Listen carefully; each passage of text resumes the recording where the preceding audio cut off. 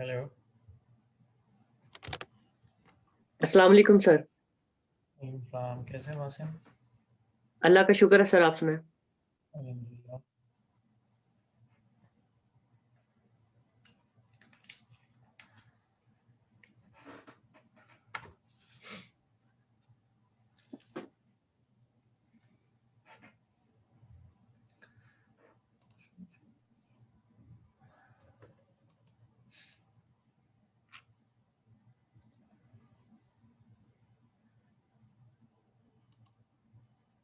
अच्छा जी, किसी का कोई सवाल है तो प्लीज़ पूछ लें।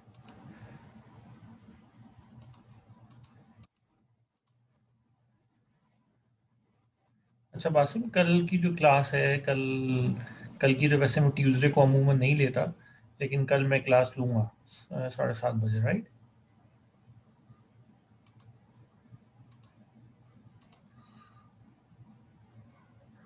हेलो वासिम, जी सर। मैं कह रहा हूँ कि ट्यूसडे की तो मैं अमूमन क्लास नहीं लेता, लेकिन कल मैं क्लास लूँगा।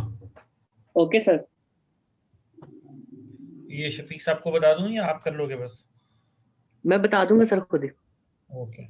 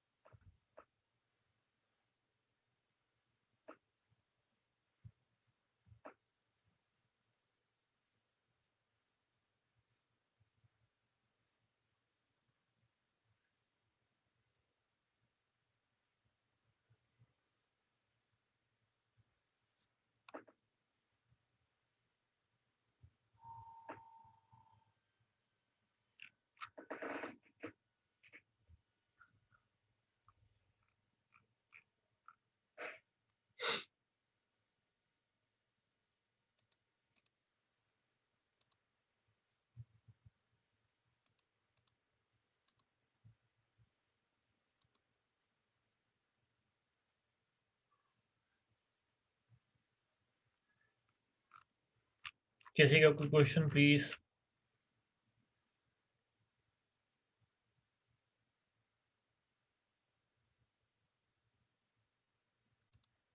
जी उमर। अस्सलाम वालेकुम सर।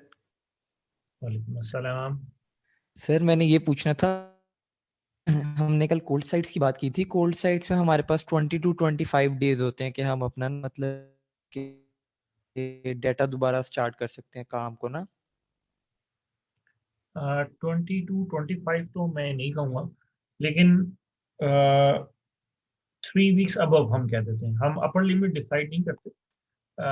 मिनिमम हमारे मतलब हमारे पास जहाँ से शुरू होती है कोल्ड स्टोरेज का मतलब ये है कि जब 3 वीक से ज़्यादा का डाउन टाइम टॉलरेबल हो तो फिर कोल्ड साइट ली जाती है। जी सर। अच्छा तो सर मैं पूछना था, ये जो पोर्टेबल मोबाइल साइट्स हैं इसके लिए हमारे पास कितने दिन का डाउन टाइम होगा? इसके लिए मैंने बताया ना कि ये इसके लिए डाउन टाइम की ज़रूरत नहीं है, तो रेडिली अवेलेबल होती हैं। जी सर। तो ये डिपेंड करता है, ये बेसिकली कुछ जिस तरह मैंने आपको कल भी बताया था कि हेल्थ केयर के अंदर है। ठीक है कि खुदा न खास्ता कहीं पे वॉर हो जाती है, तो फिर आप पेशेंट्स को तो हॉस्पिटल तक लेके जाना मुश्किल होता है ना, तो फिर आपको ऐसे हॉस्पिटल्स बनाने पड़ते हैं जो कि मूवेबल हों। जिस तरह ये पोर्टेबल हॉस्पिटल्स होते हैं, एक चीज़। इसी तरह आपकी जो बैंक्स हैं, इनके एटीएम्स हैं, खुदा न खास्ता कोई अनरीचेबल एरिया है और वहाँ बैंक की सर्विसेज नहीं है, तो फिर उस केस में क्या होगा कि telecom industry, banking industry, health industry, ये 3 इंडस्ट्रीज ऐसी हैं, मीडिया चौथी। तो ये 4 जी सर। इंडस्ट्रीज ऐसी हैं जो कि अमूमन अपनी मोबाइल साइट्स को हर वक्त रेडी रखती हैं। तो ये उन सिचुएशंस में है कि जहाँ पे कोई ज्योग्राफिकल एरिया इनएक्सेसिबल है और फिर आपको वहाँ लेकर जाना है। अमूमन ये इवन अगर आप ये वापडा वगैरह का भी देखें तो वहाँ पे भी ये चीज़ें इस्तेमाल हो सकती हैं।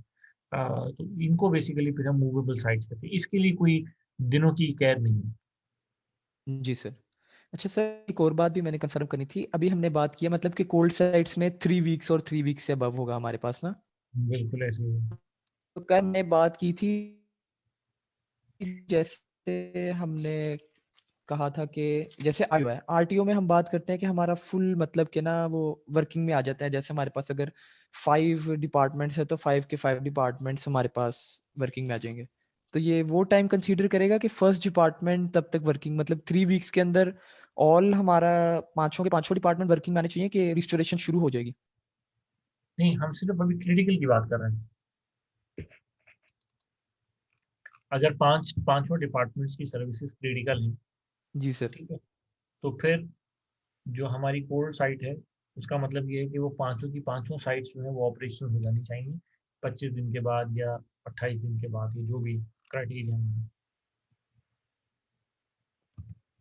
जी सर। उसमें फर्दर कोई प्रायोरिटी नहीं है। हाँ, ये हो सकता है कि मेरे 5 या 6 क्रिटिकल सर्विसेज हैं और मैं उन सबको पैरेलल में नहीं कर सकता। तो मैंने शायद फिर हो सकता है कि अब ये अगेन ये organisation to organisation different practices होती हैं। तो फिर हम रैंकिंग कर सकते हैं। रैंकिंग का मतलब ये है कि मैं प्रायोरिटाइज कर लूँ कि यार कौन सी क्रिटिकल सर्विस पहले रिज्यूम करूँ और कौन सी बाद में करूँ, कौन सी उसके बाद करूँ। तो एक तरतीब डिफाइन हो जाएगी। लेकिन तरतीब डिफाइन करने के लिए कोई क्राइटेरिया होगा, इसका मतलब है there must be some ranking criteria. जी सर। ठीक है ना? तो वो डेफिनेटली उसके पीछे भी कोई एनालिसिस हुआ होगा। There must be some logical justification जो कि ऑर्गेनाइजेशनल कॉन्टेक्स्ट में ली गई है। इसलिए जी सर।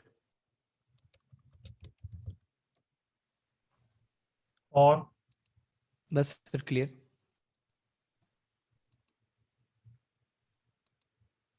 ओके।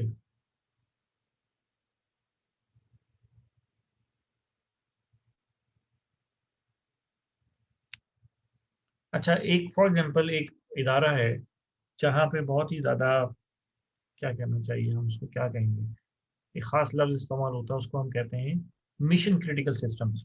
मतलब जहाँ पे आपको सेकंड्स की जो डिले है वो भी बर्दाश्त नहीं होता। तो जहाँ पे very low tolerance to interruption हो, ठीक है, तो मैंने आपको ये बताया था कि जहाँ पे लो टॉलरेंस टू इंटरप्शन होगी वहाँ पे जो डाउन टाइम कॉस्ट होगी वो बहुत हाई होगी। जहाँ डाउन टाइम कॉस्ट बहुत हाई है वहाँ पे कॉस्ट ऑफ रिकवरी भी उतनी ही ज़्यादा होगी, हाई होगी। ठीक है, तो उस केस में आप कौन सी साइट को यूज़ करना रिकमेंड करेंगे, mobile site, warm site, hot site या कोल्ड साइट?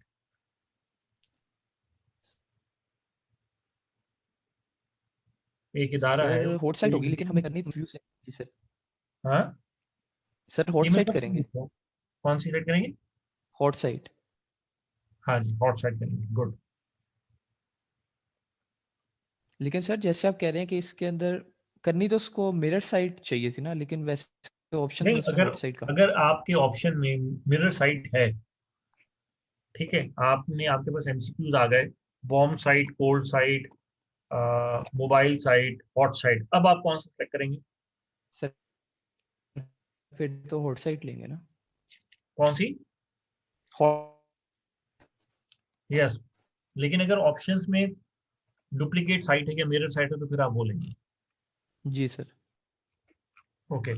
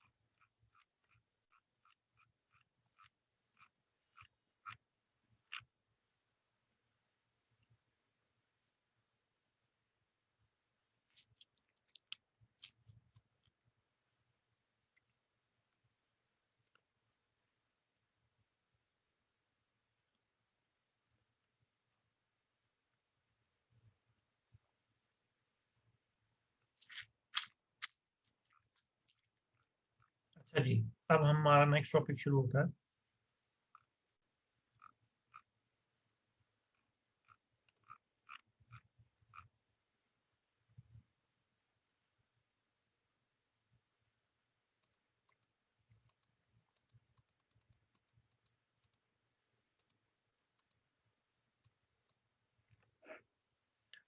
अच्छा, मैं आप लोगों को एक काम आज देना चाहता हूँ कि मैं, just give me 1 minute.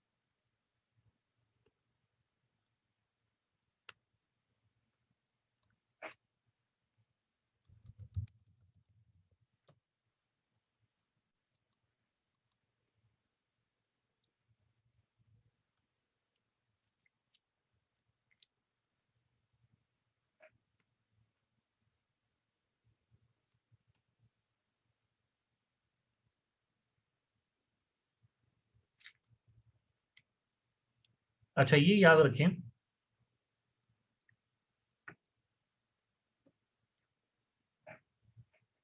Okay, 1 minute. मैं आपको कुछ एक दो सवालात बताता हूँ अभी, जो कि लाजमी पेपर में आएंगे, या आपने अपने पास नोट डाउन करने हैं। जी एहसान, बताएं, सवाल पूछें। सर एक तो असाइनमेंट सर आपने चेक कर ली?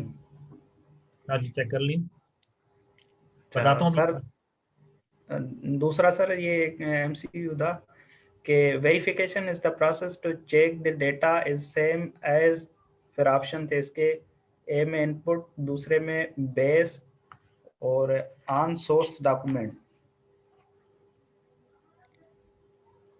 दोबारा बोलो। Verification is the process of. तो verification is the process to check the data is same as, फिर आगे ऑप्शन थे input, base, on input source. Input ही आएगा ना सर? नहीं, मैं तो, आप मुझे बता रहे हैं ना, मैं तो सुन रहा हूँ। जी सर बिल्कुल, मैं ऑप्शन बता रहा हूँ कि एक था इनपुट और दूसरा बी में बेस है और बेस। सी में, जी जी सर, अच्छा। और सी में ऑन सोर्स डॉक्यूमेंट। इनपुट। मेरे ख्याल में भी इनपुट ही होगा सर, क्योंकि मतलब अगर वेरिफिकेशन हम करना चाहते हैं तो ऐसे ही होता है ना कि जो हम इनपुट दे रहे हैं क्या उसको उसी तरह प्रोसेस कर रहा है या नहीं। हाँ, बिल्कुल ऐसे ही। ठीक है सर। और कोई सवाल? नहीं सर, एक सर और था कि एक मतलब डी मार्ट के नाम से था रिटेलर, उस वो अपना ईआरपी सिस्टम चेंज करना चाह रहा है, बताएं कि उसके लिए सुइटेबल वेंडर कौन सा होगा। उसमें फिर नीचे ऑप्शन दिए थे, ओरेकल ओरेकल है, माइक्रोसॉफ्ट है, सेप है, एसएपी। हम्म। इनमें से उसके लिए सुइटेबल कौन सा होगा? अब इसका कैसे पता चलेगा सर? कंपनी का नाम क्या है? D mart. D mart is a retailer. उसके फिर आगे बताए हुए कि chain, D mart retailer chain has branches in 20 countries it wants to change ERP product related. Which vendor will be suitable for it? Which vendor will be suitable for it? जी sir. DMart, Oracle है, SAP है, और तीसरा कौन सा है? Microsoft. आगे Microsoft. ये ठीक है सर. उसकी रीजन, क्योंकि रिटेलर के लिए बाकी दोनों अफोर्डेबल नहीं होंगे. ठीक है सर. और कोई बात? बस सर. ओके. सर जी बिलाल.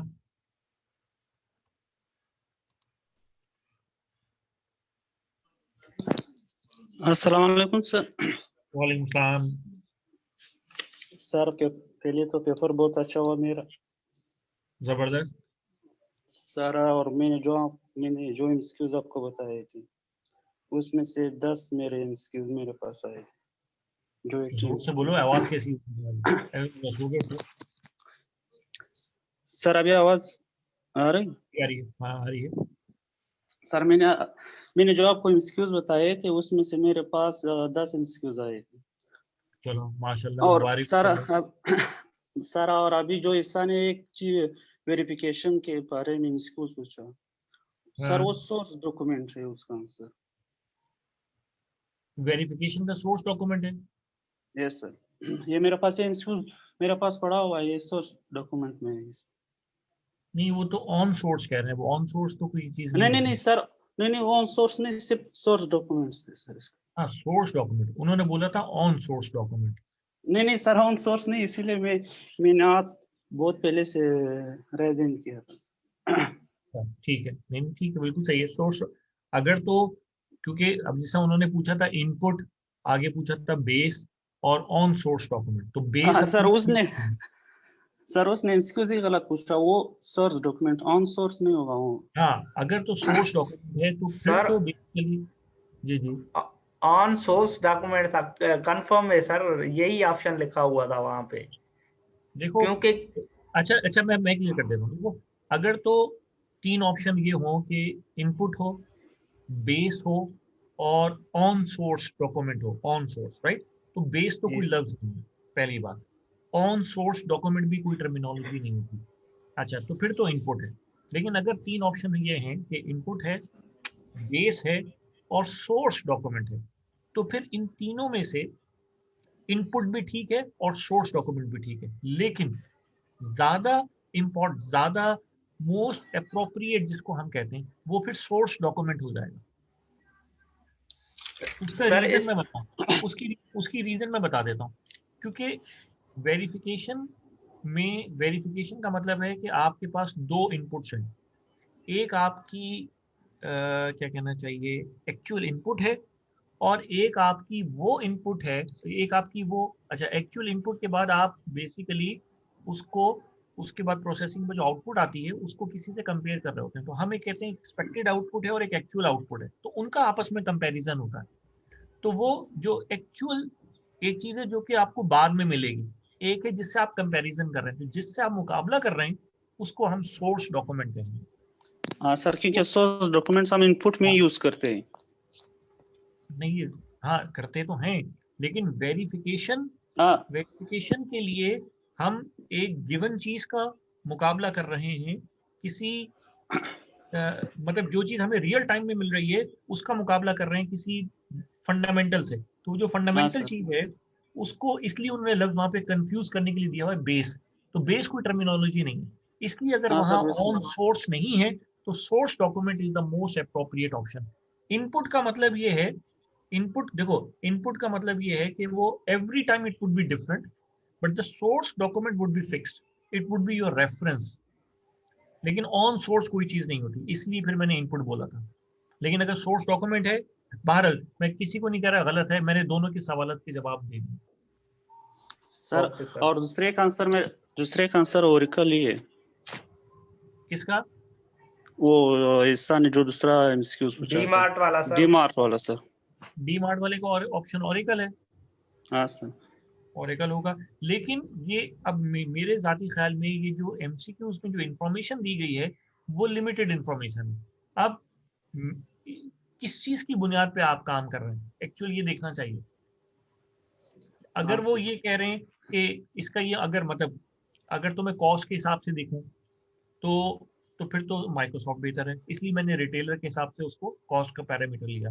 लेकिन अगर वो इसकी बुनियाद पे चीज़ कर रहे हैं कि कोई फीचर है, तो ऐसा कोई मॉड्यूल नहीं है जो कि माइक्रोसॉफ्ट में है और फिर ओरेकल में नहीं है, ऐसा कुछ नहीं है। हाँ, हो सकता है अब माइक्रोसॉफ्ट लिखा हुआ है या कुछ माइक्रोसॉफ्ट के आगे कोई स्पेसिफिक प्रोडक्ट लिखी हुई है, तो फिर एक अलग बात है। हाँ सर। ये फिर एक अलग बात है। सर मेरे 2-3 क्वेश्चन हैं, जी जी, अगर आप अभी टॉपिक से सर रिलेटेड है। हाँ सर, टॉपिक से रिलेटेड है, जी जी, बीच पूछें।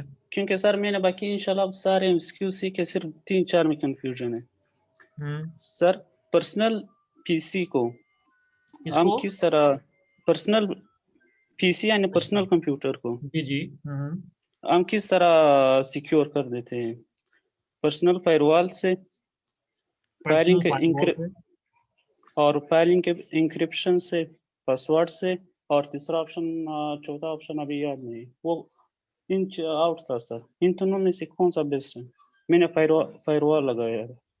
देखो, अगर तो वो पर्सनल कंप्यूटर जो है किससे सेव करना है, हमें सेव किससे करना है?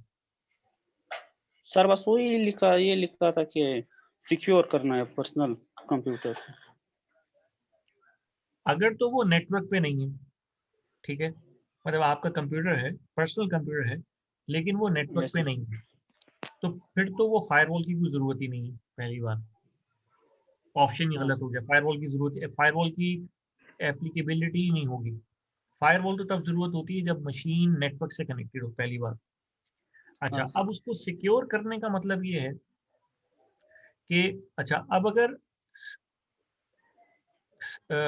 सिक्योरिटी के दो पर्सपेक्टिव अगेन यहाँ पे, वो फिर ये एमसीक्यूज कंफ्यूजिंग है। सिक्योरिटी का मतलब है सर, कॉन्फिडेंशियलिटी, इंटेग्रिटी, अवेलेबिलिटी। तो यस सर, यस। लेकिन इंक्रिप्शन अगर हम कर देंगे तो इंक्रिप्शन का मतलब है कि डाटा लीक नहीं होगा। हाँ पासवर्ड का सर, मतलब है कि अब उसको कोई एक्सेस नहीं कर पाता। Yes sir. ठीक है, तो मेरे ख्याल से तो अगर हम फर्स्ट लाइन ऑफ डिफेंस देखें तो password is the appropriate option. Password. हाँ, पासवर्ड का मतलब ये है कि हमें उस हाँ सर, मशीन तक एक्सेस रिस्ट्रिक्टेड हो गई है। लेकिन सर वो आप एमसीक्यू में जब मोस्ट मोर ये चीजें, मोस्ट कंसर्न ये चीजें थोड़ा कंफ्यूज कर देते हैं। अब वो पूरी स्टेटमेंट होना तो फिर मैं तुम लोगों को बताऊंगा कि ये क्या है। अब तुम कहीं यहाँ पे तो या कोई चीज मिस कर रहे हो। नहीं देखो सर, यही वही, था कि अगर द मोस्ट अप्रोप्रिएट, यानी सिक्योर करना पीसी को हम्म इस तरह, इसी तरह था सर कोई। अब ये तो कंफ्यूजिंग एमसीक्यूज है, क्योंकि मैंने बताया कि फायरवॉल का मतलब ये होता है कि बेसिकली आपके नेटवर्क से अब वो कह रहे हैं पर्सनल कंप्यूटर। हाँ पर्सनल सर, कंप्यूटर का मतलब ये है कि it is not connected to network.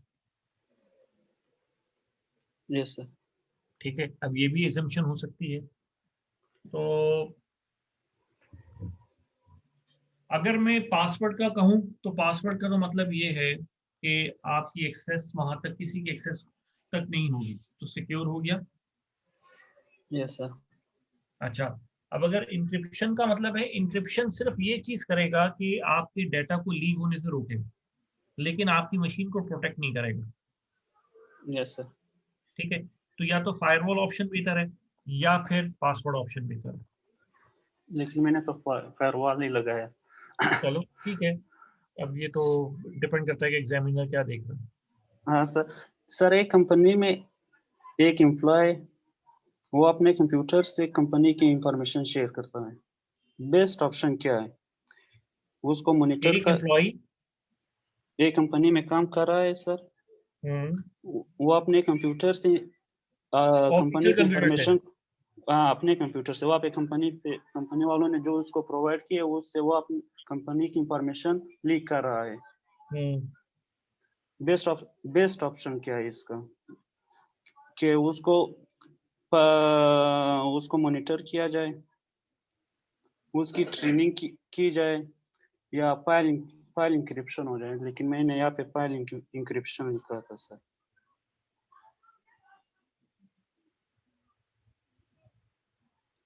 नहीं, बेस्ट ऑप्शन किस चीज के लिए?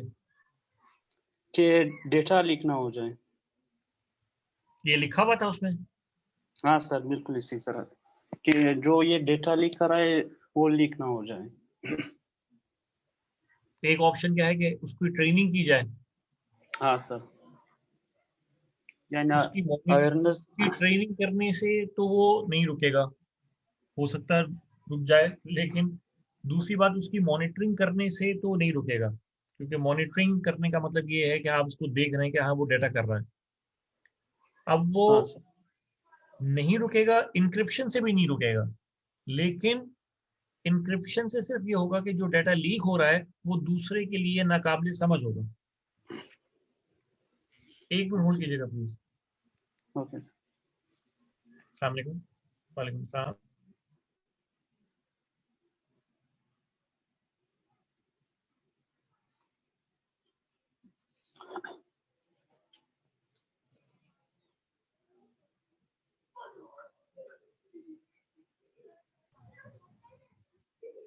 जी बताइए। सर अभी तो बेस्ट ऑप्शन कौन सा है? मैंने फाइल इंक्रिप्शन लिखा। बेस्ट ऑप्शन फाइल, एक फाइल इंक्रिप्शन का ऑप्शन है, दूसरा मॉनिटरिंग का है, और तीसरा कौन सा है? ट्रेनिंग की जाए उसमें।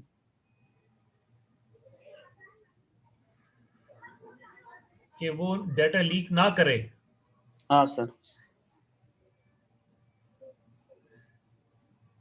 अगर यहाँ पे देखा जाए ना, तो जो चीज यस रोकेगी डाटा लीक ना होने से, ठीक है, यस वो सर। है ट्रेनिंग। सर अगर ट्रेनिंग के बाद तो वो भी कर सकता है। ट्रेनिंग का मतलब ही यही है कि आप उसको एजुकेट कर रहे हैं। लेकिन उसके बाद तो वो भी कर सकता है सर। अगर फाइल इंक्रिप्शन लगा दे तो फिर वो शायद हो सके कुछ चांसेस कम हो जाए। इंक्रिप्शन का मतलब ये नहीं है कि वो लीक नहीं कर सकता। आपने कहा शेयरिंग कर सकता है, वो शेयरिंग को रोकना है। हाँ सर। ठीक है, शेयरिंग को रोकने का तरीका क्या है कि उसको समझाया जाए कि ये ना करो। पहले पहले मैं तुम पे कोई पाबंदी लगाऊं, इससे पहले पहले मैं तुम्हें समझाऊंगा ना कि तुम ये ना करो। यस ठीक है, और फिर मैं जब तुम्हें समझा दूंगा तो फिर अगला काम मैं क्या करूंगा? अगला काम मुझे मॉनिटर करोगे। यस, मॉनिटर देख करूंगा। लेकिन अगर मैंने आपको किसी, मतलब कोई बच्चा है, उसको किसी गलत बात का बताया ही नहीं, तो फिर आप उसको नहीं रोक सकते ना। इसलिए फिर आपको पहले उसको क्या करना है? पहले उसको उसको समझाना बताना। है कि ये गलत काम है, ये नहीं करना है। ठीक है, उसके बाद क्या होगा? अगर वो फिर भी करे, training is a preventive measure. ठीक है, तो हम पहले प्रिवेंटिव मेजर लेंगे। उसके बाद अगर वो फिर भी कर रहा है तो फिर हम उसकी मॉनिटरिंग करेंगे, डिटेक्टिव मेजर है। और करेक्टिव यस फिर ये है कि कंपनसेशन की हम ये करेंगे कि भाई डाटा को एनक्रिप्ट कर देंगे। अगर वो लीक भी कर रहा है तो फिर लीक शेयर हो रहा है, लेकिन वो यूजलेस है फिर। तो तीनों चीजों में इंक्रिप्शन डाटा की अनऑथोराइज शेयरिंग को रोकेगा नहीं, उसको सिर्फ क्या कहना यूजलेस चाहिए, करेगा। हाँ यूजलेस करेगा। वो भी जब तक हैकर का ब्रूट फोर्स अटैक कामयाब नहीं होता। हाँ सर। और कोई सवाल? तो ये ऑप्शन ट्रे सर इसका मेरे नजदीक ऑप्शन ट्रेनिंग है। लेकिन वहाँ पे सर एक्सक्यूज मी मोस्ट, ये चीजें थोड़ा कंफ्यूज कर देते हैं सर। एक और था ट्रेडिशनल डेटाबेस और वर्ल्ड वेब डेटाबेस, इन दोनों में डिफरेंस क्या है? ट्रेडिशनल डेटाबेस और world web database, W world W world web. Wide, world web, हाँ सर। इन दोनों में फर्क ये है कि जो ट्रेडिशनल डेटाबेस है उसमें जो डाटा होता है वो हाईली ऑर्गेनाइज होता है, उसमें रिलेशनशिप होती है। सर लेकिन ऑप्शंस में हाँ, ऑप्शन बताएं। सर ऑप्शन ए था हाइपरलिंक, डाटा हाइपरलिंक। और दूसरा बी ऑप्शन था सर टेबल, रिकॉर्ड और फाइल्स और सीधा सर्च इंजन। मैंने ऑप्शन बी लगाया था, टेबल, फाइल एंड रिकॉर्ड। पहले वाले में क्या था? हाइपरलिंक। Yes sir, hyperlink. दूसरे वाले में क्या था? टेबल, रिकॉर्ड और फाइल, कॉलम हो गया। ओके, और तीसरे में क्या था? Search engine.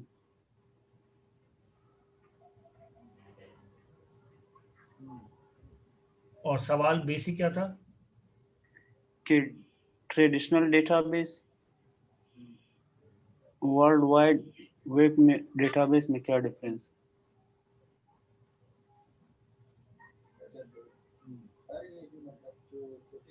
वहाँ पे टेबल्स होते हैं वर्ल्ड वाइड वेब में, वहाँ टेबल्स नहीं होते हैं। उधर हाइपरलिंक होता है, इधर हाइपरलिंक्स नहीं होते हैं। तीसरी चीज उधर सर्च इंजन। और ऑप्शंस, कोई और ऑप्शन भी था? ये तीन ही ऑप्शन थे सर, ऑप्शन डी था, नन ऑफ दीज।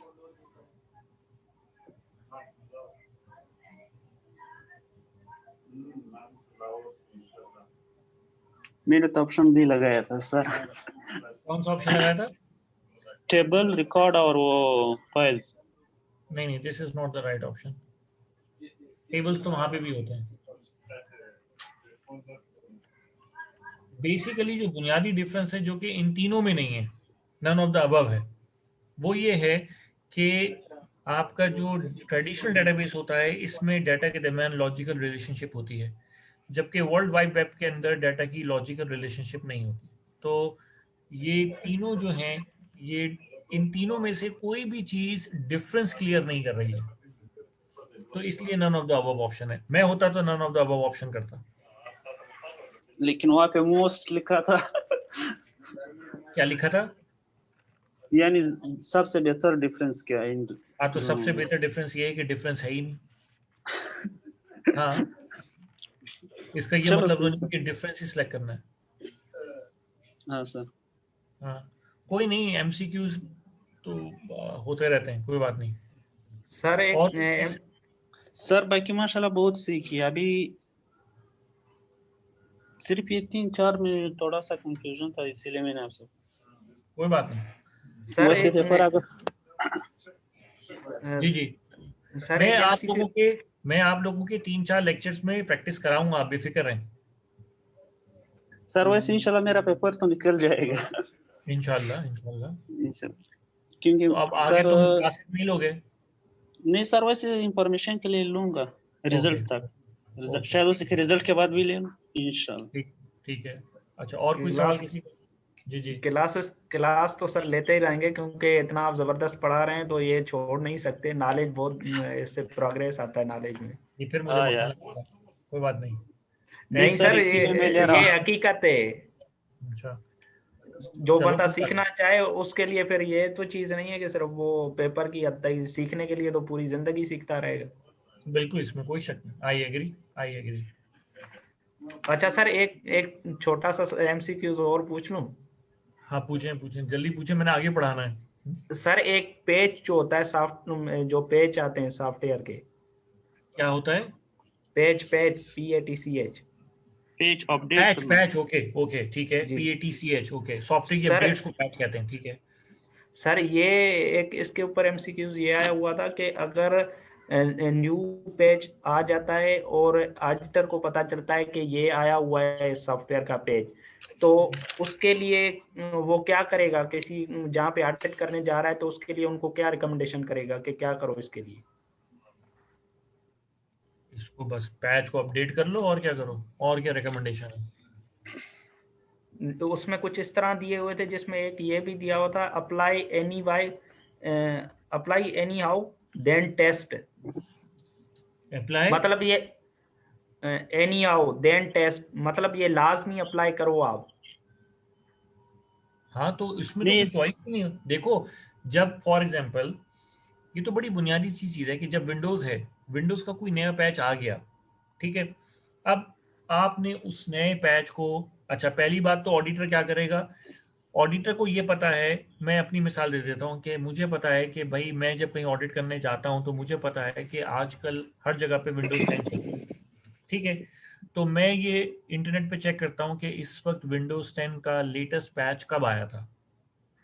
ठीक है, अब मैं क्या करूँगा कि मैं जब ऑडिट पे जाऊँगा तो मैं किसी 2-3 मशीन्स का सैंपल लूँगा और उन पे देखूँगा कि वो मशीन लास्ट अपडेट कब हुई थी। फॉर एग्जांपल लेटेस्ट पैच आया है 25 दिसंबर को, लेकिन वो मशीन अपडेट हुई है 25 नवंबर को।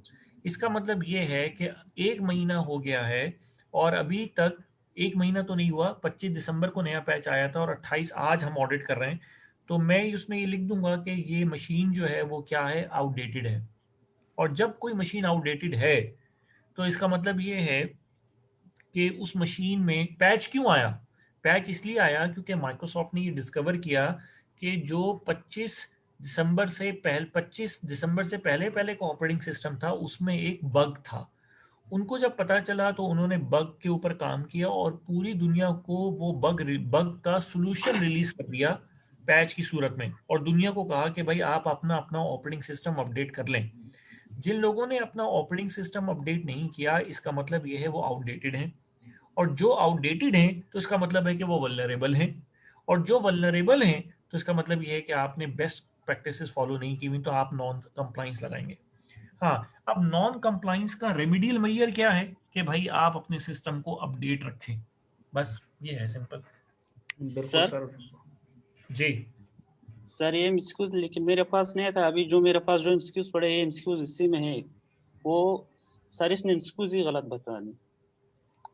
एमसीक्यूज अच्छा इस तरह चलो। है कि सर अच्छा सर मैं बता बोलें बोलें, इसके बाद में कोई एमसीक्यू नहीं बोलूंगा, बता हाँ सर पूछना। बस सिर्फ जी जी सर ये पूछें। सिर्फ लास्ट एमसीक्यूज सर वो एमसीक्यूज इस तरह है कि एस एडिटर ने न्यू पेज के मार्केट में न्यू पेजेस अवेलेबल हैं एक सी एप्लीकेशन के, लेकिन जब उसने देख लिया कि एप्लीकेशन तो सही काम कर रहा है तो फिर उसके लिए बेस्ट ऑप्शन क्या है कि वो पेजेस को यूटिलाइज कर ले यानी यूज कर ले। फिर भी यही आईडीएस होगा सर।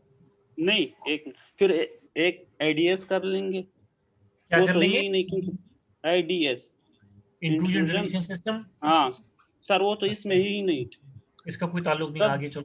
हाँ और फायरवॉल का भी यहाँ से कोई ताल्लुक नहीं। कोई ताल्लुक नहीं है। और डी ऑप्शन ये है कि सिर्फ वो रिस्क एनालिसिस करेगा, अगर जरूरत है तो वो फिर इम्प्लाई करेगा, अगर जरूरत नहीं है तो फिर उसको छोड़ देगा। सबसे लास्ट वाला ऑप्शन डी है इसका आंसर। सर नहीं, जब पैच सर आ उसमें गया, जब पैच आ सर गया, जब किसी एप्लीकेशन का पैच आ गया है तो फिर अब आपको उसको करना है। बिल्कुल सर। सर उसने पूछी जो चीज थी ना वो यही पूछी थी कि ऑडिटर इसके बारे में क्या कमेंट्स देगा कि उसको एनी हाउ अप्लाई करो या ना करो। उसने स्ट्रांग ये चीज पूछी थी उसके अंदर, जो मकसद था उसका। ठीक है, करो, बिल्कुल करो। बिल्कुल सर। नहीं सर वो कह रहा था कि सिस्टम सही काम कर रहा है, सिक्योरिटी कंट्रोल बिल्कुल सही है। बिल्कुल, अब देखो अगर बेशक मेरी सही मशीन काम को करे। सही काम कर रहा है कोई मसला नहीं है। पैच का मतलब ये नहीं होता कि अगर कोई सिस्टम आउटडेटेड है वो सही काम नहीं कर रहा होगा। अभी हमारा फॉर एग्जांपल मैंने आज विंडोज की अपडेट आई है तो मैंने उसको अपडेट किया है, उससे इसका ये मतलब नहीं कि मेरा विंडोज काम नहीं कर रहा था। इट वाज वर्किंग फाइन, लेकिन मैंने पैच आया तो मैंने अपडेट किया है। सर जी जी। सर इसके लिए इसी तरह ही है कि हम अभी जिस तरह मैं जिस इदारे में काम कर रहा हूँ ना, उस किसी चीज की अगर रूटीन ड्यू हो जाती है ना, कोई एनुअली या मंथली रूटीन ड्यू हो गई है तो हाँ हम तो फिर उसको, हाँ हम उसको ये नहीं देखते कि ये काम सही कर रही है तो हम नहीं, रूटीन बाईपास कर दें। बिल्कुल नहीं नहीं नहीं, तो वो तो मैंने रूटीन हम, बताया। हाँ देखिए बेसिक प्रिंसिपल ये है कि जब भी आप कोई सॉफ्टवेयर यूज कर रहे हैं और सॉफ्टवेयर के बनाने वाले ने उसका नया पैच रिलीज कर दिया है, अगर आप किसी का बनाया हुआ सॉफ्टवेयर यूज कर रहे हैं और बनाने वाले ने उसका नया अपडेट लॉन्च कर दी है, रिलीज कर दी है पैच। एक होता है नया वर्जन, उसकी बात नहीं कर रहा, एक होता है पैच। पैच और वर्जन में फर्क ये होता है कि जब कोई सॉफ्टवेयर में कोई बग हो और उसको रिमूव किया जाए और फिर एक नया वर्जन निकाला, मतलब उसका बजाय इसके कि सॉफ्टवेयर का नया वर्जन निकाला जाए, तो हम करते क्या है, आई होप कि आप मेरी बात सब फॉलो कर रहे होंगे, कि एक सॉफ्टवेयर है उसका वर्जन 9 अवेलेबल है, वर्जन 9 में कोई बग डिस्कवर हुआ। अब दो ऑप्शन हैं कि आप सबको कहें आप वर्जन 9 में उस बग को रिमूव करें और नया वर्जन रिलीज कर दें 9.1 के हिसाब से, और पूरी दुनिया को कह दें कि आप अपने अपने विंडोज 9 के को अनइंस्टॉल करके 9.1 इंस्टॉल कर लें। ये सबके लिए बड़ा मुश्किल हो जाएगा। इसका ऑल्टरनेट फिजिबल सॉल्यूशन ये होता है कि बजाय इसके कि मैं पूरा ऑपरेटिंग सिस्टम नया इंस्टॉल करूं, मैं कहता हूं कि भाई वो जो पर्टिकुलर बग था इसका उसका सिर्फ सॉल्यूशन में रिलीज कर देता हूं। वो जो सॉल्यूशन है सिर्फ उसको हम कहते हैं पैच। उसमें होता यह है कि आपको पूरे ऑपरेटिंग सिस्टम को रीइंस्टॉल करने की ज़रूरत नहीं पड़ती, आप सिर्फ उस पैच को कॉन्फ़िगर कर लेते हैं तो आपका ऑपरेटिंग सिस्टम में वो बग रिमूव हो जाता है। इट इज़ जस्ट लाइक पेवंतकारी पैचिंग। तो ये होता है। अच्छा, पुराने ज़माने में पैच को, अच्छा इसी तरह कोई, ये तो हो गई पैच। अच्छा, पैच का लफ्ज़ इस्तेमाल होता है जब हम किसी बग को फिक्स करते हैं, पहली बात। दूसरी बात, एक चीज़, अब एक और चीज़ इस्तेमाल होती है, उसको हम कहते हैं अपडेट। अपडेट का लफ्ज़ इस्तेमाल होता है कि अगर हमने किसी एग्जिस्टिंग फीचर में इम्प्रूवमेंट लेकर आए हैं, उसकी परफॉर्मेंस इम्प्रूवमेंट की है, उसकी रिसोर्स यूटिलाइजेशन बेहतर की है, किसी चीज़ को, किसी बर्डन को, किसी लोड को कम किया है, तो फिर हम लफ्ज़ इस्तेमाल करते हैं अपडेट। लेकिन अगर हमारे सॉफ्टवेयर में कोई मेजर चेंज आ जाए, मेजर चेंज आ जाए, मेजर टेक्नोलॉजी चेंज आए, मेजर डिज़ाइन चेंज हो, मेजर आर्किटेक्चरल चेंज हो, तो फिर हम कहते हैं कि हमने नया वर्जन रिलीज कर दिया है। तो कुछ लफ्ज, कुछ तो इसको वर्जन भी कहते हैं। बाहर तो मैंने ये 3 लफ्ज बता दिए। अच्छा, ये जब तक विंडोज 10, ये विंडोज 7 थी, तो उस वक्त तक मल्टीपल पैचेस के मजमुए को लोग, माइक्रोसॉफ्ट क्या करता है, बाजूकात एक दो पैचेस को बार बार नहीं निकालता। अगर आप जल्दी जल्दी पैचेस निकालेंगे तो लोगों के जहनों में एक आम परसेप्शन डेवलप हो जाएगा कि यार माइक्रोसॉफ्ट तो बहुत बगी है, इसमें बहुत एरर्स हैं। तो माइक्रोसॉफ्ट फिर क्या करता है कि फिर मल्टीपल, जब उसके पास, उसको पता चलता है कि बतदरीज मल्टीपल बग्स फिक्स हो गए हैं, तो बजाय इसके कि एक एक करके रिलीज करे और वो खुदा ना खास्ता उसकी गुडविल का बैडविल, उसकी गुडविल या उसकी रिप्यूट पे कोई नुकसान लेकर आए, तो माइक्रोसॉफ्ट क्या करता है, मल्टीपल पैचेस का एक कंबाइन पैकेज निकाल देता है। तो उसको बाजू वो सर्विस पैक भी कहते थे। भारत, तो there are multiple terminologies that are actually being used in that case. कुछ लोग इसको माइनर रिलीज और मेजर रिलीज भी कहते हैं। माइनर रिलीज का मतलब है कि कोई छोटी चेंज आई है, मेजर रिलीज का मतलब है कि कोई बड़ी चेंज आई है। तो जब मेजर रिलीज होती है तो उसका मतलब होता है कोई नया बड़ा फीचर ऐड हो। जिस तरह विंडोज 7, विंडोज 8, विंडोज 10 में देखो तो मेजर चेंजेस थे। डेस्कटॉप चेंज हुआ, डेस्कटॉप थीम चेंज हुई, फीचर्स चेंज हुए। यूजर्स तो जीयूआई को देखता है, विंडोज एक्सपी में देखो, विंडोज 7 में देखो। अब विंडोज 1 2 3 4 5 6 नहीं आई, क्यों? तो चलिए, इसका ये मतलब नहीं कि विंडोज 1, विंडोज 2, विंडोज 3 आई नहीं थी, नहीं, वो आई थी, लेकिन कमर्शियली लॉन्च नहीं हुई। रीजन बीइंग उसमें कोई ऐसा मेजर चेंज नहीं था जो कि कमर्शियली वाइएबल होता। तो ये है कॉन्सेप्ट पीछे। भारत, यहां तक बात क्लियर हो गई? आगे चलूं मैं? जी सर। ओके, अब मैं ये बता रहा था आरपीओ आरटीओ से रिलेटेड। अच्छा, एक और बात ये कि किसी को ये फीलिंग नहीं होनी चाहिए कि मैं इन दो लोगों के सवाल ले रहा हूँ। मैं उस सवाल को एड्रेस कर लेता हूँ कि जिससे मुझे पता चल रहा हो कि हाँ, अब ये बाकी लोगों के लिए भी फ्रूटफुल है। तो जब वो किसी इंडिविजुअल की हद तक महदूद होता है तो मैं वो क्वेश्चन आंसर तो करता हूँ, लेकिन बाद में कर देता हूँ। और अगर मैं उसको ड्यूरिंग द लेक्चर कर रहा हूँ, इट डज नॉट मीन कि बाकी लोगों का कोई टाइम खराब हो रहा है। ये चीज़ उन लोगों के लिए भी इंफॉर्मेटिव है, इसलिए मैं उसको इस टाइम पे एक्सेप्ट कर रहा होता हूँ। ये बताना ज़रूरी है ताकि किसी किस्म की गलतफहमी में कोई ना हो। जी, ये जायान मेरे ख्याल से बीच में आए थे 2 दफ़ा, आपने हाथ रेज किया। आपका कुछ सवाल है तो पूछ लीजिए प्लीज़।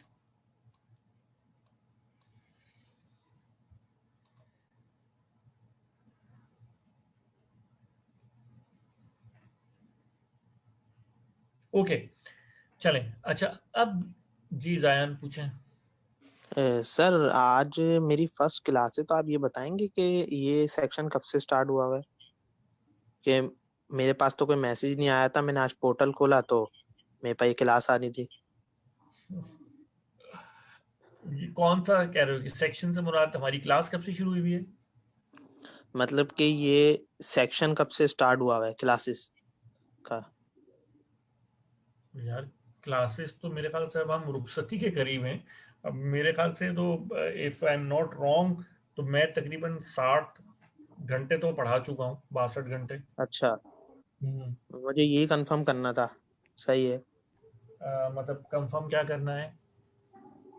फिर मैं मैनेजमेंट से बात करूंगा ना कि इस तरीके से मुझे फिर न्यू सेक्शन में इनरोल करें।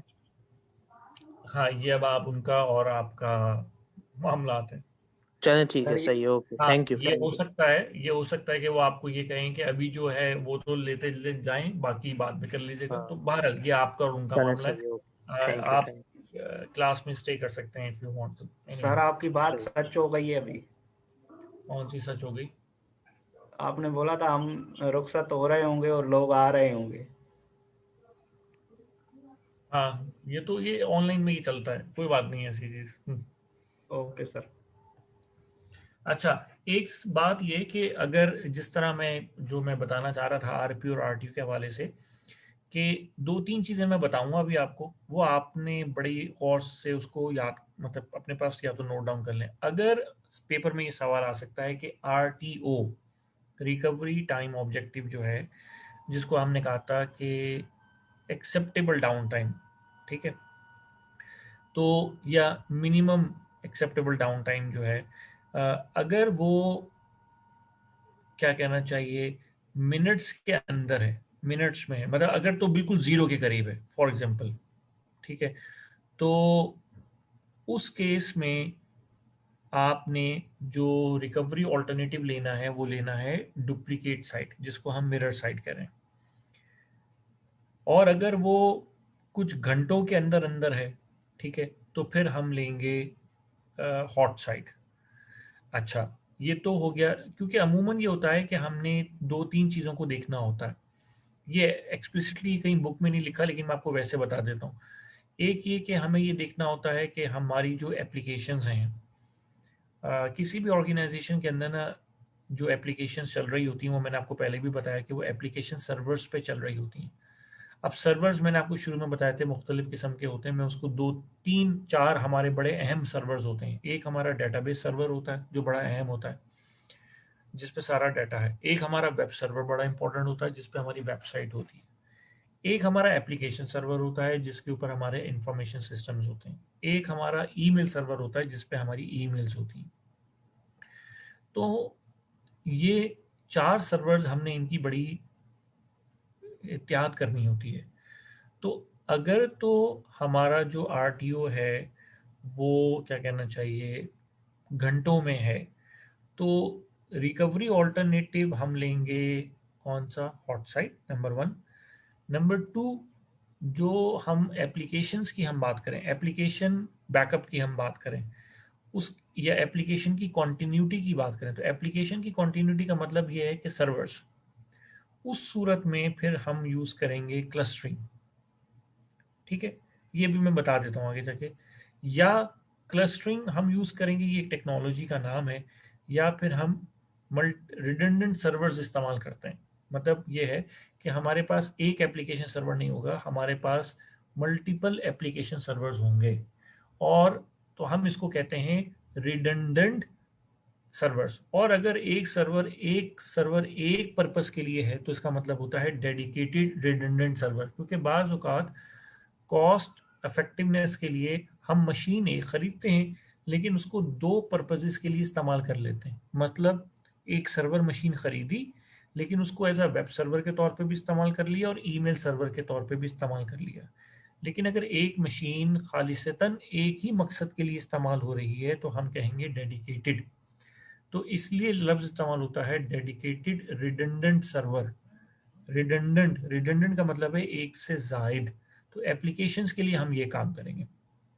अच्छा, अगर इसका मतलब है कि अगर कोई आपसे ये, अगर आरटीओ मिनट्स में हो तो दो हमारे पास, तो हम क्या तो हमने क्या डिसीजन लेना है, हमने 2 चीज़ों के बारे में डिसीजन लेना है। आरटीओ से हम 2 चीज़ों के बारे में डिसीजन लेते हैं। नंबर 1, रिकवरी ऑल्टरनेटिव क्या होगा, मतलब कौन सी साइट हम यूज़ करेंगे, और नंबर 2, एप्लीकेशन बैकअप्स का क्या सोल्यूशन होगा।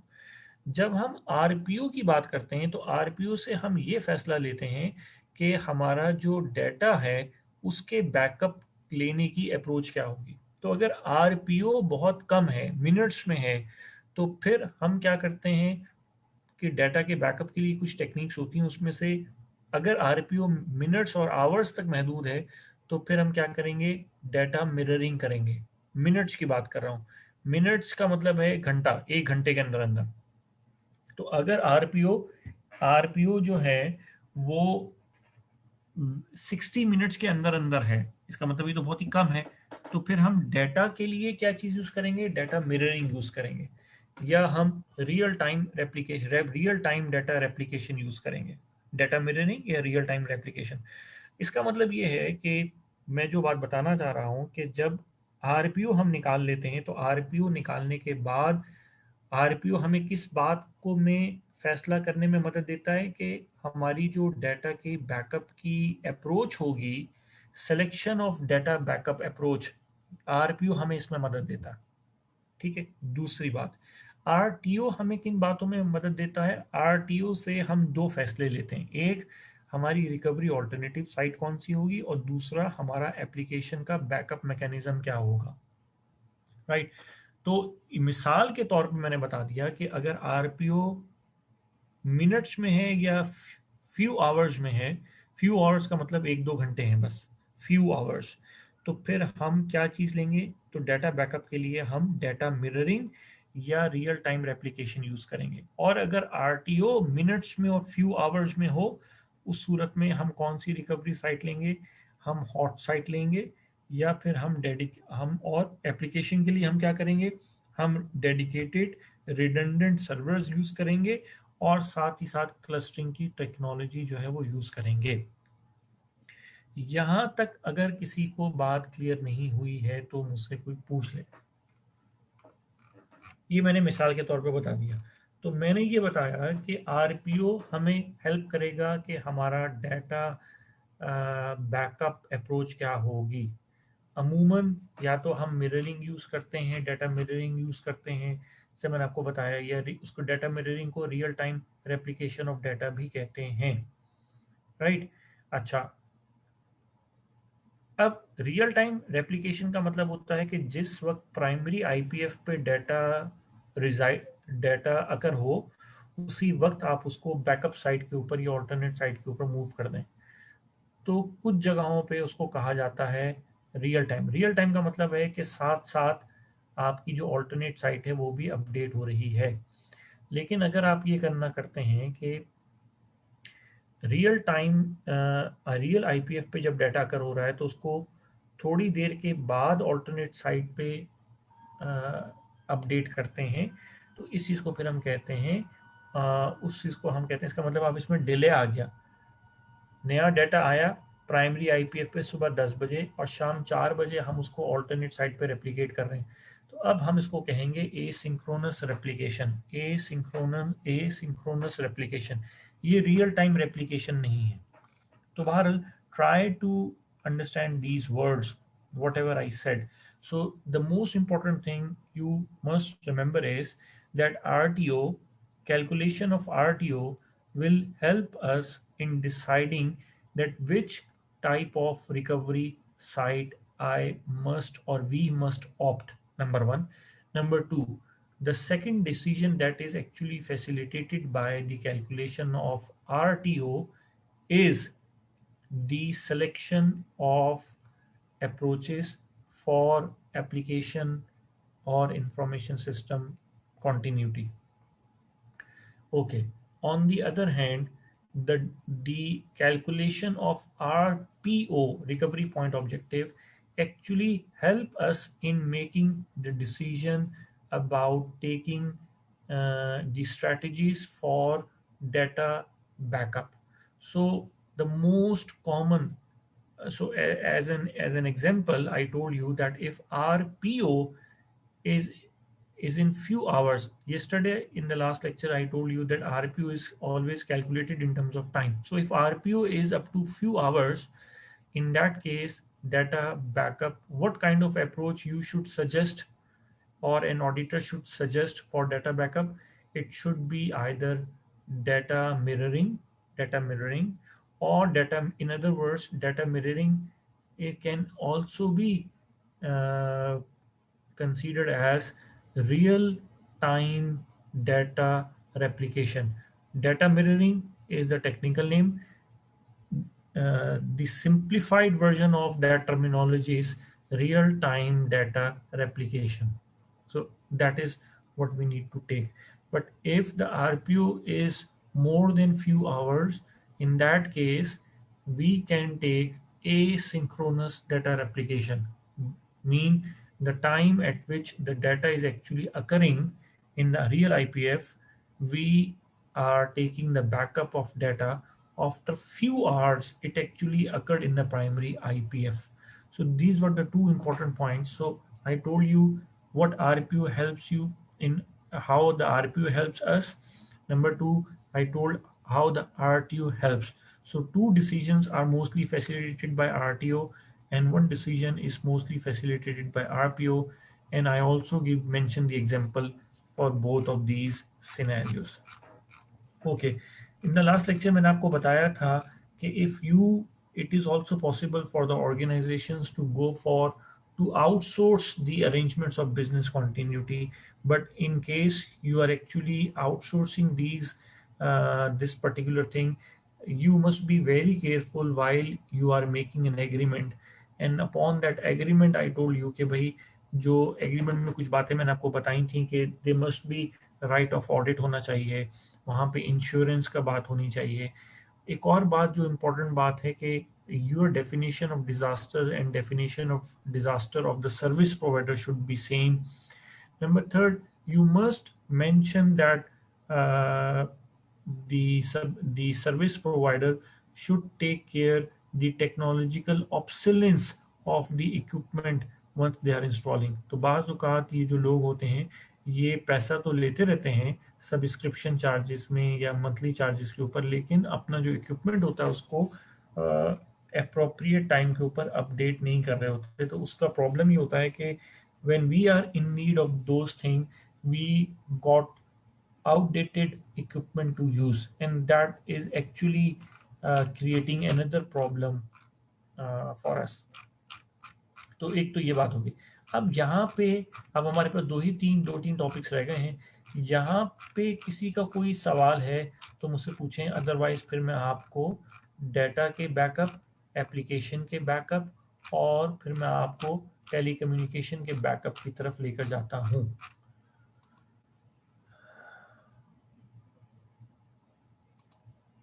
हाँ जी, एनी क्वेश्चन?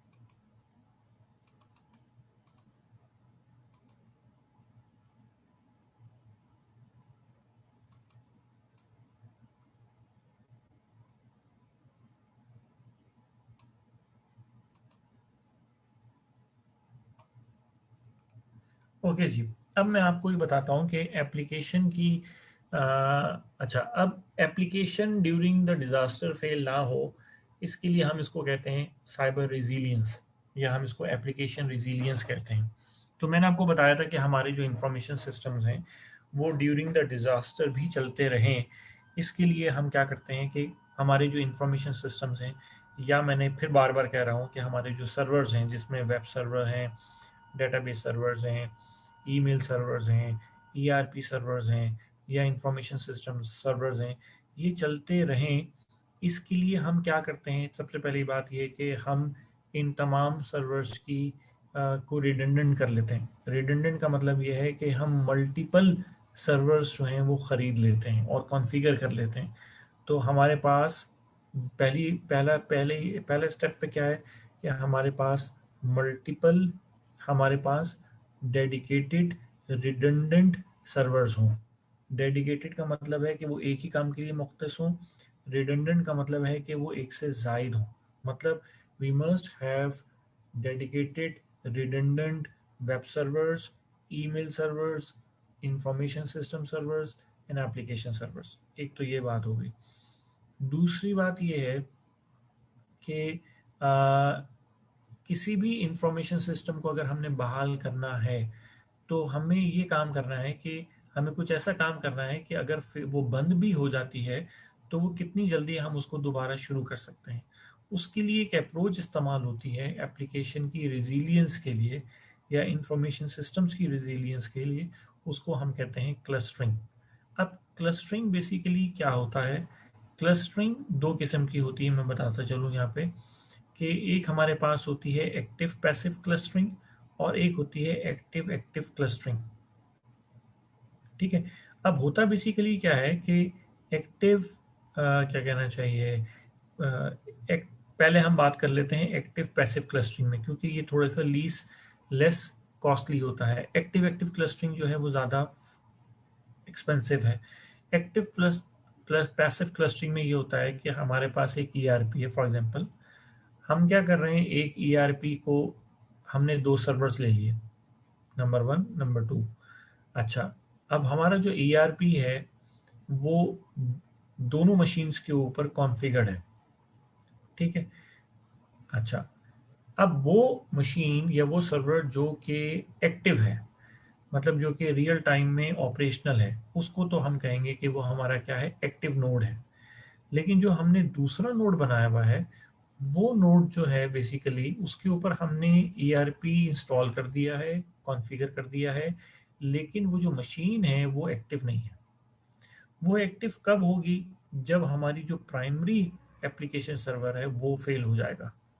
उस सूरत में फिर हम क्या करेंगे कि जो हमारा बैकअप सर्वर है या हमारा जो पैसिव नोड है उसको हम ऑन करेंगे।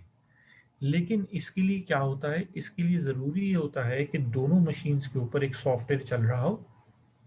उस सॉफ्टवेयर का काम क्या है कि वो ये चेक करता रहे कि प्राइमरी मशीन पे ईआरपी चल रहा हो, और अगर प्राइमरी मशीन पे ईआरपी बंद हो जाए तो वो जो सॉफ्टवेयर है वो अपने पीयर मशीन जो कि बैकअप मशीन है उस पे इंस्टॉल्ड सॉफ्टवेयर को रिपोर्ट देता है कि भाई मेरे मैं जिस मशीन पे चल रहा हूँ वो तो बंद हो गई है, तो तुम अपना काम स्टार्ट करना शुरू कर दो। इसका मतलब ये है कि क्लस्टर, ये जो सॉफ्टवेयर है जो मैंने बताया, इसका एक मॉड्यूल होता है, उसको हम कहते हैं सॉफ्टवेयर एजेंट। तो वो दोनों मशीन्स के ऊपर इंस्टॉल होता है। एक वो मशीन जो कि एक्टिव है, एक वो मशीन जो कि पैसिव है। तो जब एक्टिव मशीन डाउन हो जाए तो वो जो एजेंट है वो पैसिव मशीन के एजेंट को इन्फॉर्म कर देता है कि भाई अब तुम एक्टिव हो जाओ। राइट। तो बेसिकली क्या हुआ, ये जो क्लस्टरिंग की जो अप्रोच है इसका मकसद बेसिकली क्या हुआ कि आपने सिंगल पॉइंट फेलियर को होने से बचा लिया। ठीक है। तो इसका बेसिक काम क्या है, जो आपका, या आप लिख लें अपने पास कि चलो मैं यहाँ पे ये लिख देता हूँ। तो अभी मैंने क्या बात की है, मैंने यहाँ पे आज जो बात की है वो ये है कि एप्लीकेशन रिजिलियंस की बात की है। ये दो तरह की है। एक, इसके लिए हम करते क्या है, इसके लिए हमारे पास एक अप्रोच है, उसको हम कहते हैं क्लस्टरिंग।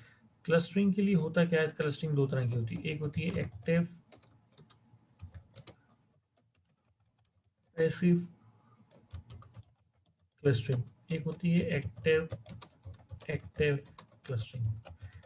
एक्टिव पैसिव क्लस्टरिंग में क्या है कि हमारे पास दो मशीन्स हैं, एक चल रही है एक ऑफलाइन है। एक्टिव एक्टिव में क्या है कि दोनों चल रही हैं, लेकिन इन दोनों में बुनियादी डिफरेंस क्या होगा, एक्टिव पैसिव में एक मशीन चल रही होगी एक ऑफलाइन होगी। एक्टिव एक्टिव में क्या होगा, दोनों मशीन चल रही होंगी। दोनों में कॉमन चीज़ क्या है कि दोनों मशीन्स के ऊपर हमारे पास एक सॉफ्टवेयर एजेंट होता है। राइट। जिसको बेसिकली हम क्या कहते हैं, सॉफ्टवेयर कहते हैं।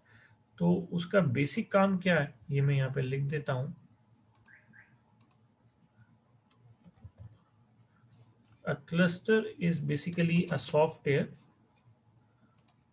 that is installed on every node, either it is active node or passive node, in which the application runs, and includes management software that permits the control of and tuning the cluster behavior. What does that mean? If one machine goes down, the cluster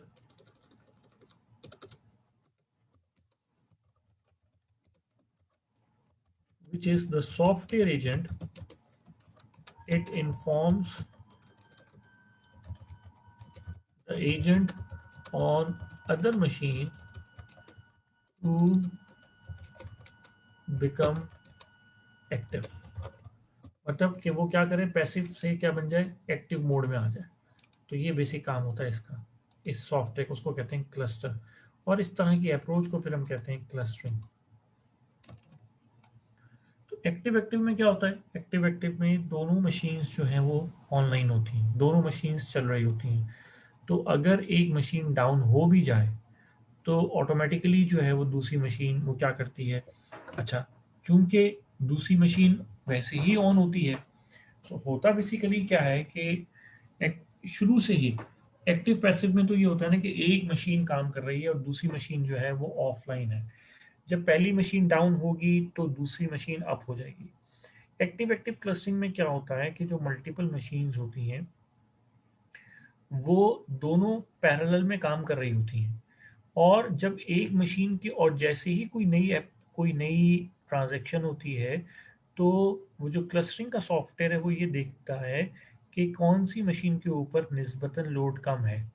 तो जिसके ऊपर load कम होता है वो software उस machine को वो application वो ट्रांजैक्शन दे देता है प्रोसेस करने के लिए. इसका मतलब ये है कि एक्टिव एक्टिव क्लस्टरिंग के अंदर शुरू से ही आपस में जो बर्डन शेयरिंग है वो हो रही होती है. तो अगर खुदा ना खास्ता एक मशीन ऑफ हो भी जाए तो उस मशीन का सारा लोड ऑटोमेटिकली किस मशीन पे चला जाता है, दूसरी मशीन के ऊपर चला जाता है. तो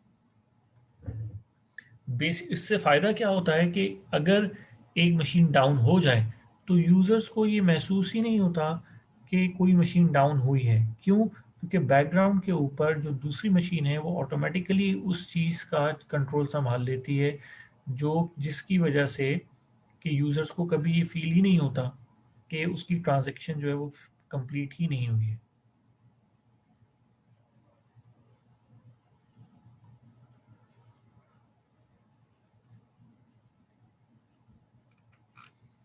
तो इसको बेसिकली फिर हम कहते हैं एक्टिव एक्टिव क्लस्टरिंग. अच्छा, अब यहाँ पे कुछ क्या कहना चाहिए,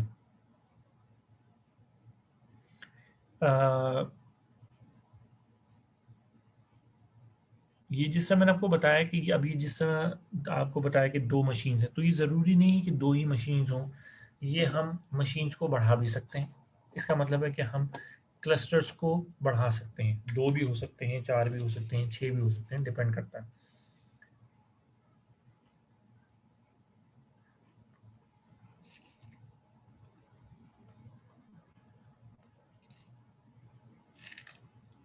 तो दुनिया में जब ऑफिशियल सेटअप्स क्लस्टर्स बनाते हैं तो उसको रीजन में डिवाइड कर लेते हैं. इसी तरह वो क्लस्टरिंग जो कि एक शहर को कवर कर रही हो उसको हम कहते हैं मेट्रो क्लस्टर्स. लेकिन अगर वो जो क्लस्टर्स हैं उनका अहाते में वो मुख्तलिफ बड़े बड़े शहरों को, ममालिक को भी कवर कर रहे हो तो फिर हम उनको कहते हैं जियो क्लस्टर्स. तो वो क्लस्टरिंग जैसा अमेजोन है, अमेजोन की क्लस्टर्स हैं. अब अमेजोन के वो क्लस्टर्स जो कि सिर्फ इस्लामाबाद और रावलपिंडी को इस्लामाबाद को या कराची को देख रहे हैं, सिर्फ एक शहर को, तो हम उन क्लस्टर्स को कहेंगे कि ये मेट्रो क्लस्टर्स हैं. लेकिन हो सकता है कि अमेजोन को पता हो कि भाई पाकिस्तान में अभी इतना स्कोप नहीं है तो पूरे पाकिस्तान के लिए एक ही क्लस्टर काफ़ी है. उस सूरत में वो क्लस्टर जो कि पूरे पाकिस्तान की नीड्स को फुलफिल कर रहा होगा उसको हम कहेंगे जियो क्लस्टर्स. तो ये डिफरेंस है.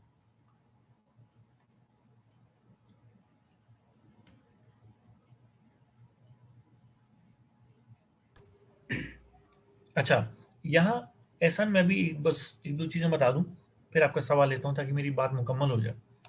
Okay sir. अ,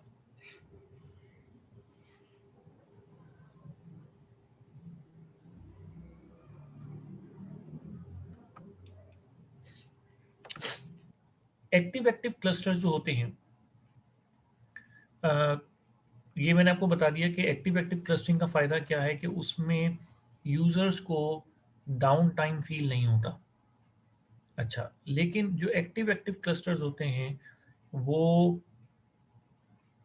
क्या कहना चाहिए, महंगे होते हैं, इसीलिए फिर वहाँ पे क्या कहना चाहिए इनकी अवेलेबिलिटी थोड़ी सी कम होती है। मतलब ये कि थोड़ा सा ये अफोर्डेबिलिटी में इसका थोड़ा सा प्रॉब्लम है। एनी हाउ, ये तो डिपेंड करता है कि आप कितना पैसा लगा सकते हैं, इन्वेस्टमेंट कितनी कर रहे हैं। तो अमूमन ऑर्गेनाइजेशंस जो हैं वो क्या करते हैं कि एक्टिव एक्टिव और एक्टिव पैसिव का कम्बिनेशन अप्लाई करते हैं, हाइब्रिड क्लस्टरिंग कर रहे होते हैं बेसिकली।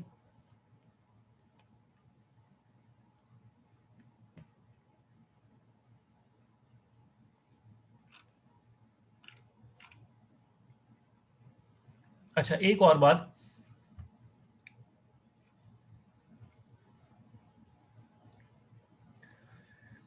इस सब चीज का इन सब चीजों मैंने क्लस्टरिंग बताई, इन सब का मकसद क्या है? इन सब का मकसद ये है कि एक चीज को बचाना। वो क्या है? Number 1, SPF, single point failure. Single point failure का मतलब ये है कि अगर एक सर्वर डाउन हो जाए तो पूरे बिजनेस की सर्विसेज डाउन हो जाए। तो क्लस्टरिंग करने से होता ये है कि अगर एक वेबसाइट डाउन होती है तो फिर सारी सर्विसेज बंद नहीं होती। तो जो हमारे रिडंडेंट सर्वर्स हैं वो बेसिकली उनका बैकअप होते हैं। तो क्लस्टरिंग, अगर आपसे कोई पूछे कि क्लस्टरिंग का बेनिफिट क्या है, तो क्लस्टरिंग जो है वो बेसिकली सिंगल पॉइंट फेलियर जो है उसके अगेंस्ट आपको एक डिफेंस प्रोवाइड करती है। और सिंगल पॉइंट फेलियर होता क्या है कि किसी एसेट के डाउन होने की सूरत में आपकी पूरी की पूरी सर्विस जो है वो डाउन हो जाए, तो हम इसको कहते हैं कि ये क्या है? सिंगल पॉइंट फेलियर है। ये ऐसे ही है कि अगर खुदा न खास्ता तरबेला डैम के अंदर पावर जनरेशन यूनिट में फॉल्ट आ जाए तो पूरे मुल्क की बिजली जो है वो आधे मुल्क की बिजली डाउन हो जाएगी, ब्लैकआउट हो जाएगा। तो ये प्रॉब्लम, इसको कहते हैं सिंगल पॉइंट फेलियर।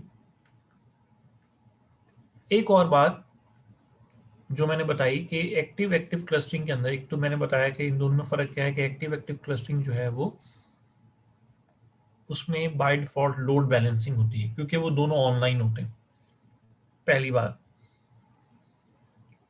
दूसरी बात ये कि जो एक्टिव एक्टिव क्लस्टरिंग होती है इसमें क्या कहना चाहिए, आप इसको यूं कह लें कि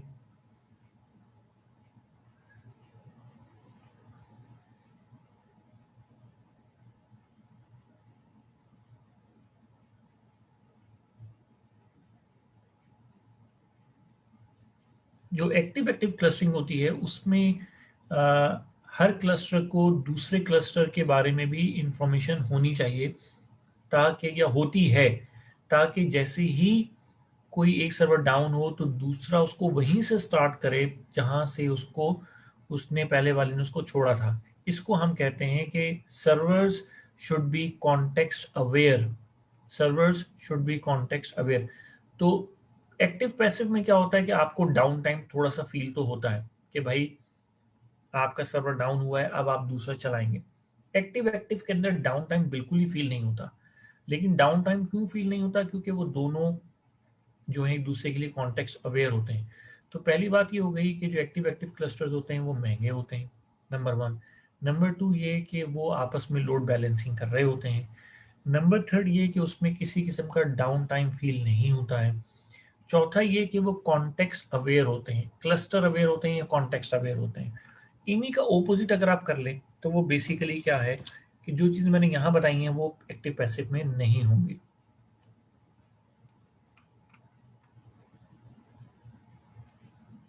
अच्छा, अब अगर मैं आपसे कहूं कि जो एक्टिव पैसिव जो है कि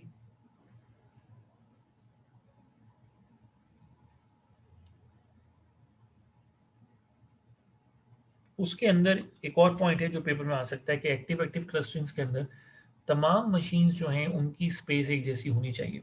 लेकिन एक्टिव पैसिव के अंदर होता यह है कि एक्टिव पैसिव जो है वो थोड़े से कम कॉस्टली इसलिए होते हैं क्योंकि वो उनको रिसोर्सेज की इतनी ज़्यादा डिमांड नहीं होती। तो ये बात भी आपने यहाँ पे मेंटेन याद रखनी है। अब कोई सवाल है तो मुझसे पूछें।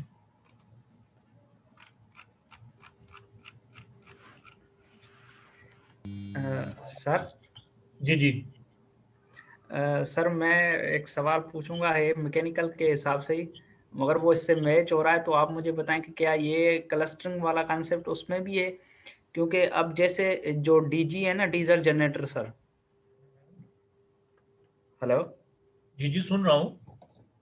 सर, डीजीज के अंदर ना ये चीज़ होती है कि अगर हम दो डीजी पैरेलल में चला दें, एक सीन तो ये होता है कि दो डीजी पैरेलल में चलें, उनके अंदर ऐसा सॉफ्टवेयर होता है कि इन केस अगर एक डीजी बंद होने के कंडीशन में जा रहा है, यानी उसका कोई इशू आ जाता है, फ्रीक्वेंसी का जो भी इशू आता है, तो ऑटोमेटिकली जो दूसरा रनिंग कर रहा होता है वो अपने ऊपर लोड ले लेता है ऑटो पे।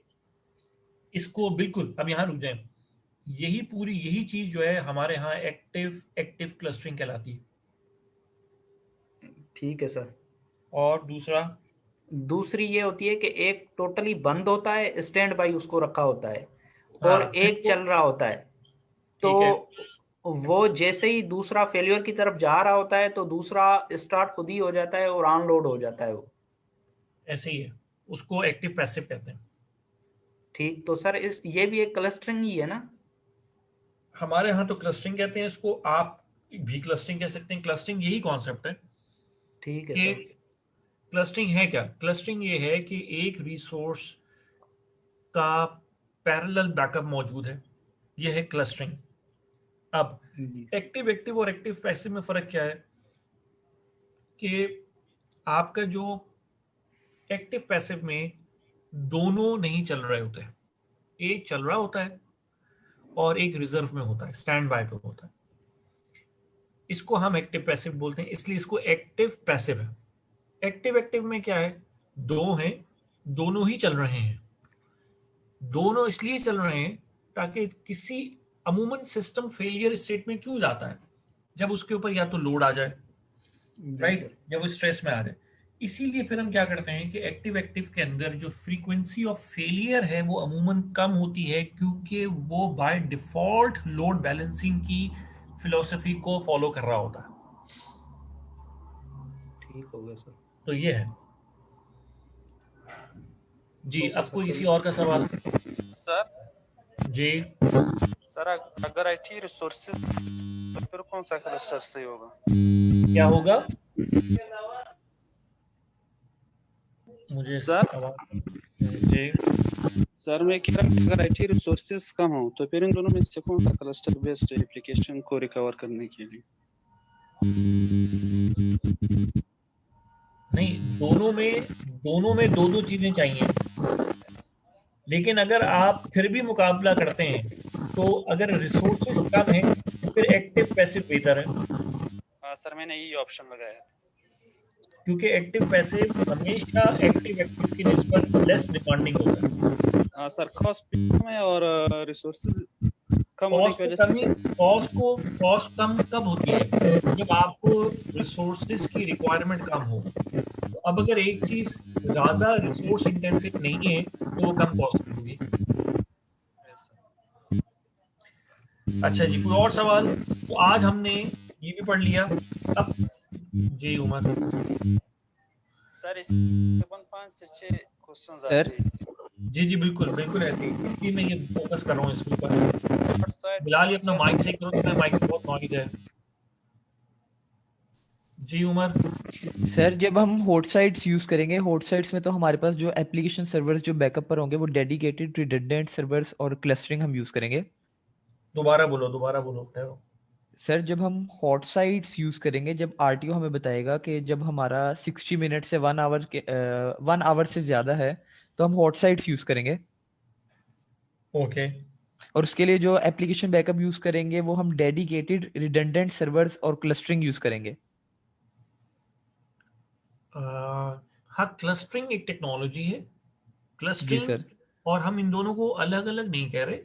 जो मैंने कहा कि डेडिकेटेड रिडंडेंट सर्वर्स हैं, बेसिकली जब हम ये कहते हैं ना कि dedicated clustering, dedicated redundant servers हैं, तो इसका मतलब ये है कि हम फिजिकली हमारे पास मशीन्स होनी चाहिए।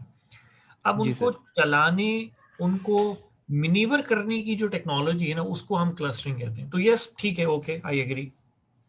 ठीक है सर। अच्छा सर, जब डुप्लीकेट साइट्स हम सवाल? यूज करेंगे, अच्छा। हेलो, जब हम डुप्लीकेट साइट्स यूज करेंगे तब भी हम ये डेडिकेटेड रिडंडेंट सर्वर्स और ये क्लस्टरिंग यूज करेंगे कि उसके लिए कुछ और चीज होगी? Same technology? मिरर साइट की बात कर रहे हो? जी सर, इन फ्यू हाँ, मिनट्स, उसमें मतलब हम कि ये फर्क आवर्स से कर कम। सकते हैं कि अगर हम हमारे पास मिरर साइट है, तो मिरर साइट का मतलब ये हो गया कि हमारा आरपीओ जो है वो बिल्कुल ही जीरो है। जी आरटीओ सर। आरटीओ सॉरी, बिल्कुल ही जीरो है, near to less than 1 minute भी नहीं है। उस केस जी में तो सर। फिर ऑल्टरनेट साइट कौन सी हो गई? Active mirror active. साइट हो गई, डुप्लीकेट साइट्स हो गई। लेकिन उस जी केस में सर। फिर हमारे पास जो है एप्लीकेशन बैकअप क्या होगा? वो क्लस्टरिंग होगा। फिर क्लस्टरिंग में फिर वहाँ हमारे पास ऑप्शन ये नहीं है कि हम लोग एक्टिव पैसिव पे जाएं, तो फिर हम active active clustering approach use करेंगे। ठीक है सर। और कोई सवाल? नो सर, मुझे क्लियर है। इजाजत, जी बाकी सर, अब अब कल आप। करेंगे। ठीक है। ओके। जी कल, सर। अच्छा एक और बात, आई रिपीट कि कल क्लास है। अमूमन ट्यूसडे को मेरी क्लास नहीं होती, but tomorrow I am available, that's why I am taking class. तो कल हमारी 7:30 बजे क्लास है। अच्छा, 1 मिनट, जाने से पहले मैं एक दो लोगों से पूछ तो लूँ कि भाई किसी को समझ आया भी कि नहीं आया। Tauseef, are you here? Tehreem, Rida, Tawan, Anika? Yes sir, आ गई समझ आज। Okay, good. Anika, Imran,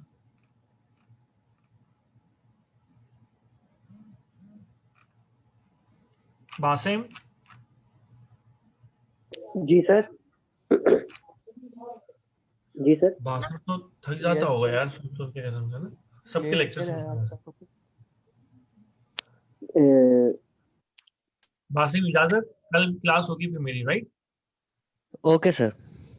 okay Basim, thank you so much. Okay. Allah Allah Hafiz Hafiz. Sir. Allah Hafiz.